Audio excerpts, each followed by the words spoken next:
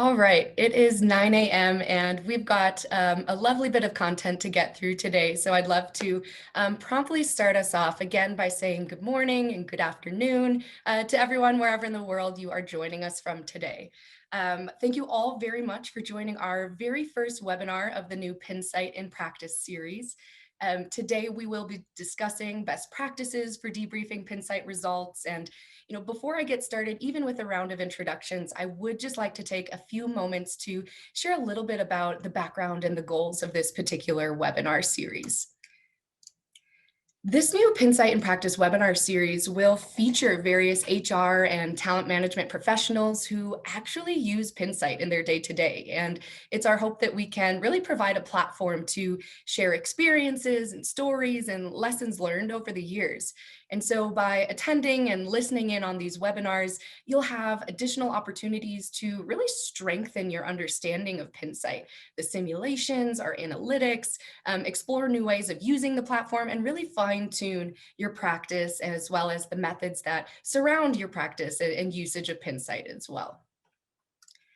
My name is Amy Huber, and I've met many of you on the line today, but for those I've not, I am Pinsight's talent consultant and been with the team since last August. I work with our clients and partners to configure and implement and support the ongoing usage and adoption of Pinsight, and bringing forth my background in industrial organizational psychology to help our clients and partners be successful. I am joined today by Andy Tian, leadership development coach and strategy and HR consultant. Andy has served on executive leadership teams for the last 10 years with 3 different high growth companies and really understands what it takes to lead in a fast-paced, high-change environment. He focuses primarily with leadership development, executive coaching, strategy, and performance management. So it is our pleasure to have you here today, Andy. Thanks for joining us. Thanks, Amy. Very happy to be here.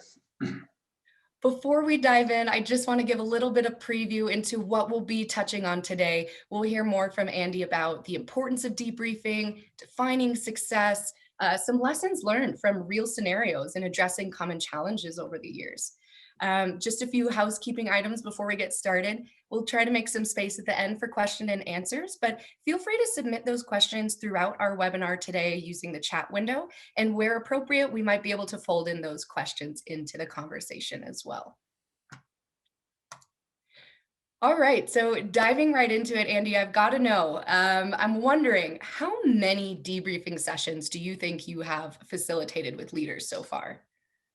Yeah, Amy, I think I'm getting very close to the 100 mark, and that's really spanned just over the last 13 months. So it's been in a very short time period, but I think I'm at like 95 at this point. So holy smokes. Well, that is just remarkable.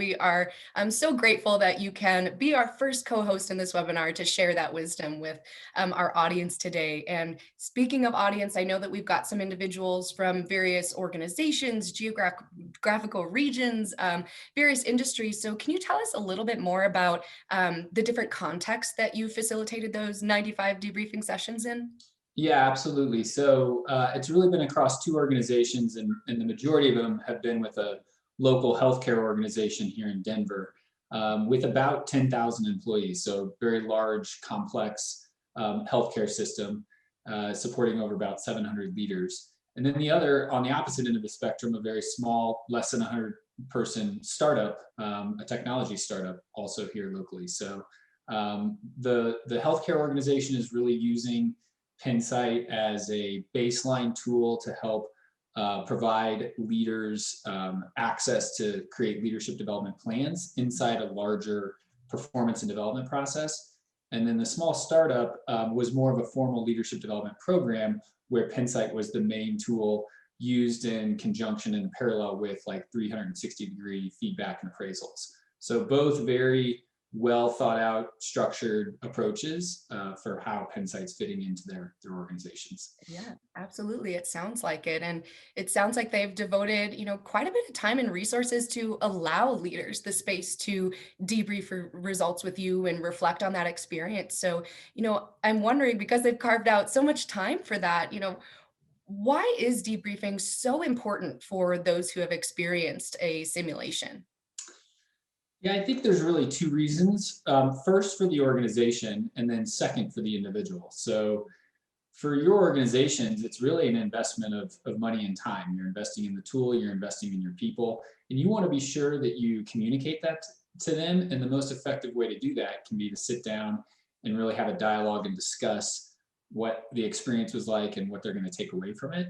Mhm. And then, secondly, for the individual, there's really not value to the simulation by itself. So I know you could send the report out afterwards and somebody could read it and maybe pull a few nuggets out, but the value really comes in the dialogue and helping people understand how they can use the results to become a better leader. Oh, absolutely. I mean, from the individual's perspective, they're in this time-intensive simulation and they're focused on doing their best. So certainly not enough time to unpack what's happening in that simulation and how those demands are relevant to their roles to help them learn to be a better leader. Knowing how important these debriefing sessions really are for success, I'm wondering what you consider to be maybe the outcomes or some realistic goals of debriefing sessions in order to make that successful.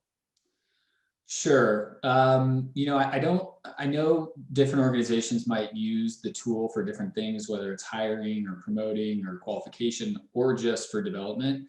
I don't know that it matters why you're using it. I think every debrief in my mind is, it's designed to be a learning tool to help leaders understand their strengths and opportunities. So I believe a successful debrief and the outcome you're looking for is one that can help individual leaders identify those strengths and opportunities and maybe learn something new that will help them improve. So it's pretty straightforward. Yeah. I'm sure that those in the early stages of getting their debriefing practice off the ground can really be focused on maybe explaining the results and communicating the results rather than guiding that individual, that leader to their arrive at their own insights or maybe plant those seeds of growth, so to speak. Do you think that debriefing and successful debriefing looks different depending on the purposes, whether it's for hiring or for development? Not necessarily. I mean, again, I think the tool by nature is a learning tool. And so whether you're using it to promote someone or just to work on their development, I think the outcome is, we really want to help you understand where your strengths and gaps are and help you identify what you can do to get to where you want to go. And for an organization that can be hugely beneficial, but it's also valuable for each individual leader. Absolutely. Well, thinking about driving individuals to arrive at those insights, to take something away, I'm wondering how do you tend to prepare for these sessions yourself? Sure. So in the beginning, it was a little overwhelming. So I spent a lot of time studying the reports, writing down, kind of scripting what I thought I was going to say, definitely role playing with others, and trying to scenario plan. And as Pinsight and the leader habit would tell you, practice makes good habits. So I feel like it's now a very good habit, and it only takes I spend 5 or 10 minutes reviewing the results, and I'm able to just scan and look for anything that might stick out with personality scores or their overall results. But I feel pretty confident and comfortable going into each debrief meeting that we have. So I will say, it takes some time initially to create some standard work and practice, but the more you do, the more comfortable you are.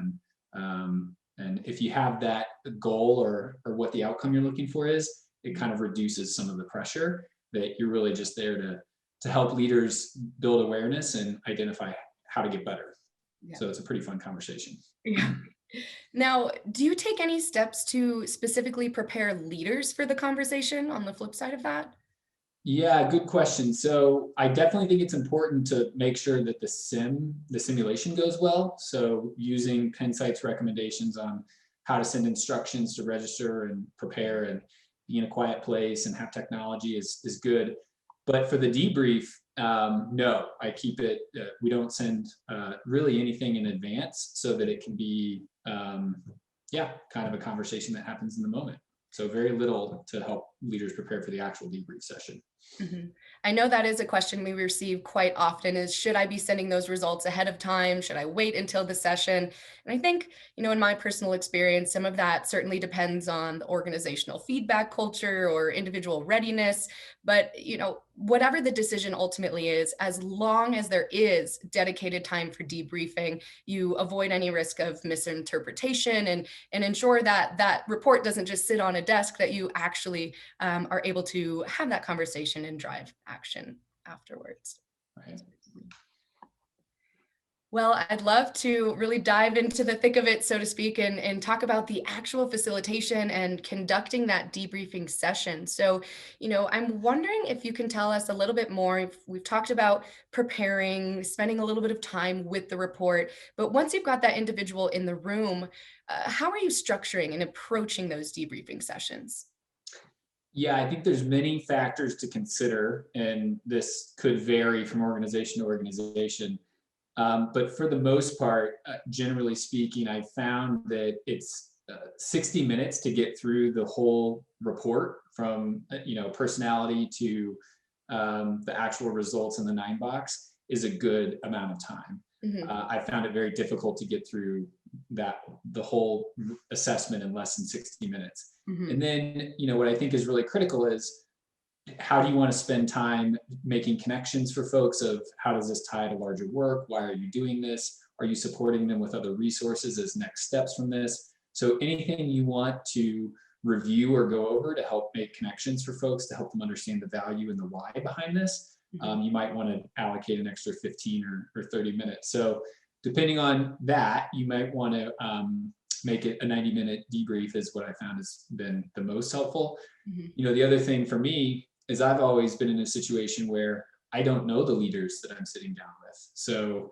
doing introductions is really important. And that's the first thing I do. I spend just a few minutes telling them about myself, but more importantly, I want to know about them, their leadership journey, where do they want to go. And that really helps me make connections throughout the conversations to what they share at the beginning.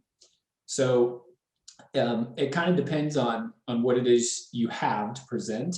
Hmm. But as far as structuring the actual conversation, like I said, I always start with an introduction, and then before I get into the results, I always ask, "How was the experience for you?" And just an open-ended question, and that really right away will tell me, how the conversation is going to go. Either, and typically the response is very similar. That also allows me to help normalize it for them and Yeah. let them know that their experience was similar to everyone else that's taken it. Yeah, So, absolutely. um, as far as going through the results, I like to go through the personality scores first. Mhm. One, because it's a nice, easy way to start going through the data because it's a self assessment. So, this is how they self reported who they are. And I like to make connections to their personality as we go through the results, not only for awareness for themselves, but we know their personality influences how they perceive others. And that's a really helpful thing to start with before you dive into what you actually did in the sim or didn't do. And then I like to wrap it up with the 9 box score to say, here's a summary of where you're strong today and where you could grow and whether you're willing and able to do that. So that's kind of in general how I would do it. A couple of factors I think are important are like, you know, who, if you're an organization where your HR team is doing this, who should be in the debrief is something important to consider. Mhm. At the healthcare organization, we have a team of people trained to do it. So Mhm. that's helpful.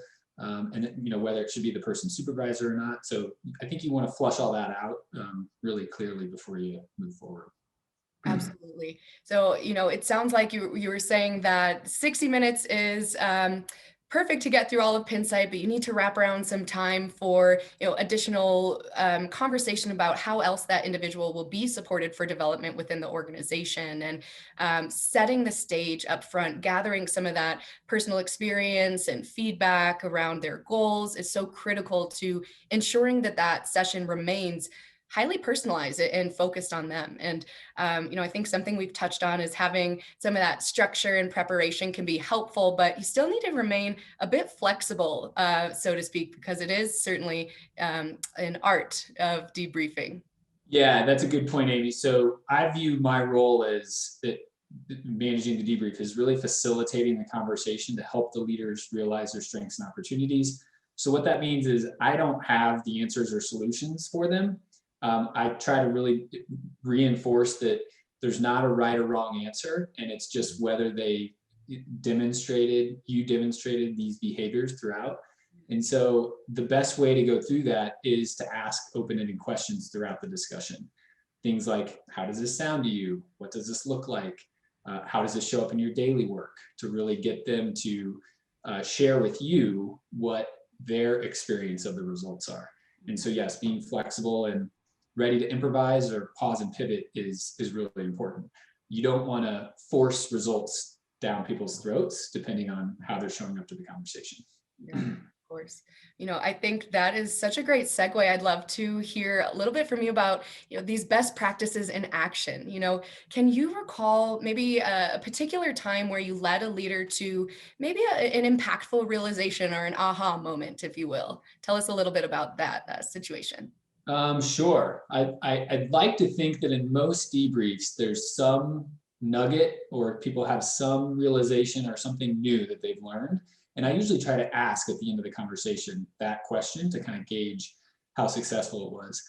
But I can think of one particular incident that was fairly recent, and some context. So this is a leader who's in the healthcare industry, so works with clinician type roles, is a mid-level manager, and has been a leader for a while. So they're not a new leader by any means, and has been trying to get to the next level, so go from manager director, and hasn't been successful in being promoted. So I've started working with them in a coaching type relationship, and we were using Pinsight to really gather more information and hopefully put a development plan together. And what happened inside the debrief was that he was able to identify that he had a belief about how he was supposed to show up at work. And what that looked like was that, he thought he needed to be very results driven, get everything done at whatever cost, and really prioritize outcomes over people. And so the downside to that is, he didn't really prioritize his relationships at work. He was more focused on, did we get done what we needed to get done today? And he didn't really get to know his team. So showing empathy, building relationships. And then the other aha for him was that he realized that had an impact on his personal life. So he was so results driven at work. He said, I don't get anything done at home. And my personal motivation suffers because of how much I'm kind of driving results at work. So to me, though, that was a huge aha, and he was able to very quickly kind of shift his orientation and thinking. And we were able to develop some goals for him to help him kind of refocus his time and energy of how he spends it at work to hopefully help with all those things. And so, current status is we're still working on it, but that to me is the type of aha that is really powerful about these debriefs. And it sounds like not only did he have an aha moment about, the impact of that focus at work, but that started to come out of the workplace and how that affects him as an individual as well. So certainly being able to tie that back to his own personal experience makes that a very impactful moment for sure. Yeah. Now, you mentioned that was particularly a mid-level leader, and I think something that folks on the line might be wondering is how do you approach, or what are some of the differences between debriefing, say, a VP versus a frontline leader? Yeah, great question. There's definitely a difference. So somebody who's been leading for a long time, they've got experience, they've got reps, maybe they've taken a tool similar to this. They're going to have strong opinions about their beliefs about themselves. They might have more awareness about their leadership skills, which can make it higher stakes and higher pressure. If they don't score well, that conversation can be a little bit more difficult. Also, depending on where they are in their career, what is their openness and willingness to development and growth if they're at a later stage? And so you kind of have to be ready for that. Versus, new leaders, I think one, they might not have the awareness. They're hungry. They really want to eat all this up and know how to be better. So I find myself also utilizing my own experience differently. If I'm with a new leader, I can help use some of my experience leading big teams to help validate and confirm either things in the scenarios or just real life examples. Mhm. And with a more experienced leader, I tend to lean on them to share with me what this looks like through their experience. So you do have to kind of modify how the debrief goes depending on the type of leader, which is also why it's so helpful just to spend that 10 minutes hearing from them. You know, you may know them, you may not, but letting them kind of tell you what their experience has been like. Absolutely. And, I can see how those more experienced leaders have a lot more context and experience to bring to the conversation about making some connections between the simulation and demands. But I'm wondering, to dive in a little bit more to some of those hungrier, younger leaders, how might you be able to drive them to make some parallels between the simulation and the demands placed on them at work? Yeah, so if they're concerned about the reality of the scenarios, I'm able to just quickly validate that for them. Like Mhm. they might say things like, well, I just don't feel like I'd ever have to give a review of somebody on my first day in my role. And I can quickly say, well, I can tell you if you're going to be a leader the rest of your career, you definitely will, or there will be situations where you have to give a performance review or coaching in a time where you don't, you're not prepared or you're not ready. So I'm Mhm. able to quickly kind of validate and confirm that you might not think these scenarios are realistic, but they are. And as you have more and more leadership experience, you'll know that you're asked to do things sometimes you're not comfortable with or that are time sensitive and high pressure. So it's relevant. I would love to get into some more of those lessons learned from actual debriefing sessions. And we did have a question come in about addressing some low performance scores, which we will certainly get to in this next section here. So let's go ahead and dive into that. I know that as a facilitator and a recipient of feedback, it can be a little nerve wracking, right? To see some red in a report, it's just that gut reaction. But can you tell me about a time when you did debrief a leader who maybe didn't score as well as they anticipated? Yeah, absolutely. I have one specific scenario that I would say was probably the toughest debrief that I've ever done. But before I do that, in general, if I see a report with a lot of red or longer term growth, I really, there's a couple things that I want to make sure I do. So, one, I want to focus on the behaviors, not the scores, and really dive into helping them understand what behaviors are we talking about and have them share what that looks like in their daily work. So be prepared to kind of pull them out of the simulation experience and have them share with you what that looks like in their real world everyday job. I also emphasize that there's no right or wrong answers. It's just whether you demonstrated the behaviors outlined in each competency and scenario. So, it's a 3-hour sim and they either saw you do these things or they didn't. Mhm. I also acknowledge that this is one source of data. And even though it's a validated, objective, effective source of data, you have multiple sources of data to give you feedback about your strengths and opportunities. You can talk to your supervisors, your peers, your direct reports, people in your personal life, and they will inform you on what you're good at and what you could improve on. Mhm. So I had one situation where it was a very experienced leader towards the end of their career and really just did not score well at all. Mhm. And I could not get them to engage in what actually happened in the scenario. So I just put the results to the side and said, let's talk through these competencies. And I want you to tell me how these show up for you every day. And we ended up having a really great conversation. I think ultimately it was still tough for that person because they didn't feel like their results were accurate with their type of leadership. But Mhm. the whole debrief is a learning experience, and even the way people react and respond to results tells you something about their personality and their leadership and how they show up. So um, I think that's the best advice I could give is if you have somebody really stuck or dug in on their results, take them out of the sim and make it about their work so that they can share with you where they see themselves as being strong and where they can grow. Mhm. Absolutely. I love that, bringing them out of that simulation. And that's, also an effective approach as we think about handling some other types of emotions. Like there can be a lot of joy and happiness at seeing someone excel. And then on the flip side of that, someone's confidence might take a little bit of a hit as well. Are emotions a good or bad thing? Should we expect emotion in the session? What's your experience? Yeah, so I think there's one acknowledgement that, right, given our times right now, we're in the middle of a global pandemic still, and most of my debriefs have happened through this time from start to finish. So I always try to acknowledge at the beginning too that, people are anxious, people are scared, they're uncertain, jobs can feel overwhelming. I want to make sure people can use this time to help them work through things that are actually happening in the real world. So, to the extent that we can use the scenarios, and that has happened frequently. I mean, people are in emotional states right now, and I think that that's okay and good. Usually, what I do is make the connection for them that listen.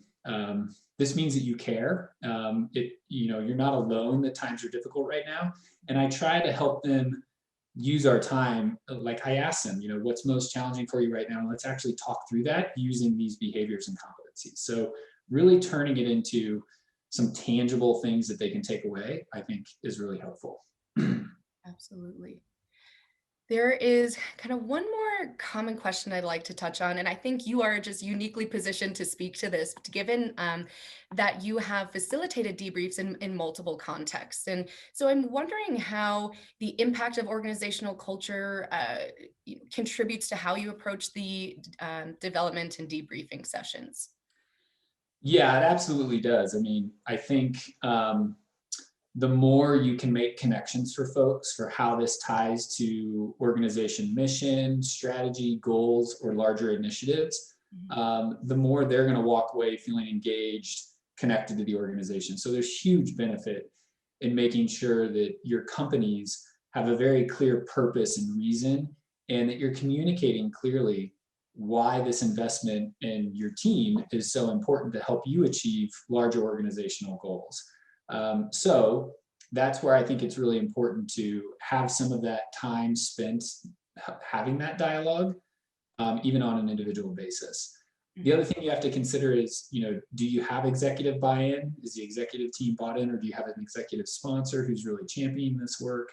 Mhm. Um, do you have a cult? What's your culture like? People can be sensitive to how the information is going to be shared. What are you doing with this? So you're going to want to answer these questions in a really clean, articulate way to help people feel confident and comfortable in why they're doing this, and what the outcome or the next step and how it's going to help them. Oh, absolutely. I think being clear on that organizational why is helpful, both from the kind of administration perspective, but being able to wrap that around the individual's debriefing session so they really understand why this is so important, why they should be bought into the conversation, and that it's likely not the last time they'll be talking about these results as well. Right. Yeah. I'm aware that we're coming up on our time here. So, Andy, I'm just wondering for the audience here, what words of wisdom might you have for those that are either just getting started or maybe looking to strengthen their ability to drive these development conversations? Yeah, listen, I think the most important thing is just genuinely care about using the tool to help leaders develop and grow. Mhm. When you take that approach, the debrief really shouldn't or can't go wrong or poorly. I Mhm. think most people want to get better and improve. And so leverage this tool to help them do that, and they'll be grateful and find value in the results in the discussion. Think they can certainly pick up on that enthusiasm. And I do just want to now allow the last couple minutes here to see if we've got any questions. I know that we did have one come in about the low performance we were able to address. There was a question as to whether we'd be able to see a demonstration of a debrief. Given today's time and our very brief but impactful first webinar series, we won't get into an actual debriefing session, but please let us know if there are any lasting questions that come up, and we'd be happy to address those at the end of our time now or with some follow-up content as well. Not looking like any additional questions are coming in. So I do just want to now say thank you so much, Andy, for sharing your wonderful insight and experience today. And thank you, everyone, for listening in and sticking with us. We will make this recording available to all registrants. And I'm so thankful for everyone joining this inaugural series. And we hope to see you again and that you'll join in next time. Thanks, Amy. Thanks, everyone. Thanks, everyone. Happy debriefing.